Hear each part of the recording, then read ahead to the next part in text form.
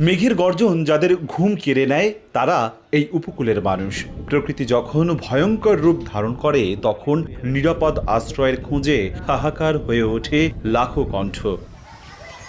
এটি বরিশালের সিংহের কাছে বহুমুখী মাধ্যমিক বিদ্যালয় সাইক্লোন শেল্টার। কাগজে কলমে আশ্রয়কেন্দ্র হলেও বাস্তবে ভবনটির কক্ষগুলো জরাজীর্ণ, সংযোগ থাকলেও নেই পানির কল। বাসিন্দারা বলছেন নদী ঘেঁষা হওয়ায় সামান্য দুর্যোগেই প্লাবিত হয় এখানকার অধিকাংশ উপজেলা। জেলায় 640টি সাইক্লোন শেল্টার থাকলেও তা প্রয়োজনের তুলনায় কম বলছেন সংশ্লিষ্টরা। বিভিন্ন দুর্যোগের আশঙ্কায় আমাদের মানুষজন চলাফেরা অনেকটাই কষ্টকর হয়ে যায়। পানির সমস্যা, তারপর উপরের ছাদের প্লাস্টার খুলে পড়তে আছে, পানি খাইতে পারে না, হুক না খাবার নিয়ে যায়। যে কোনো দুর্যোগ আসলে তারা খুবই অসহায়ভাবে দিনাপিত করে।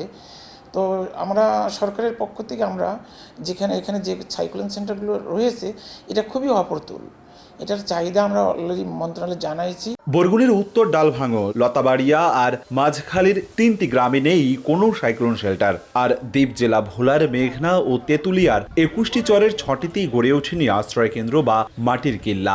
ঢালচর কিংবা চর লাদেনের মতো চরের অর্ধ লক্ষাধিক মানুষের একমাত্র ভরসা খড়কুটোর তৈরি এই নাজুক কাঁচা ঘর। 150 ফ্যামিলি আছে, এই যাওয়ার মতন কোনো রাস্তা নাই। সাইক্লোন সেন্টার আছে এখান থেকে মনে করেন 2 কিলো 2.5 কিলো দূরে, এখানে মানুষ যাইয়া তখন আশ্রয় পায় না। বন্যবাজারের তলাই গেলে আমরা যাইতে পারি না, এহিনি থা লাগে। 1000 মানুষ এই চরে বসবাস করে।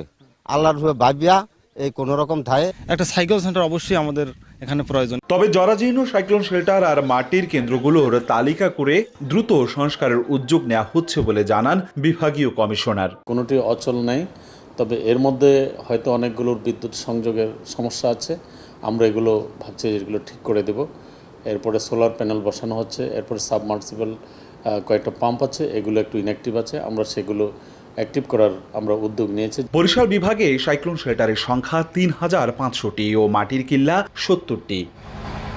অপূর্ব অপু, সময় সংবাদ, বরিশাল।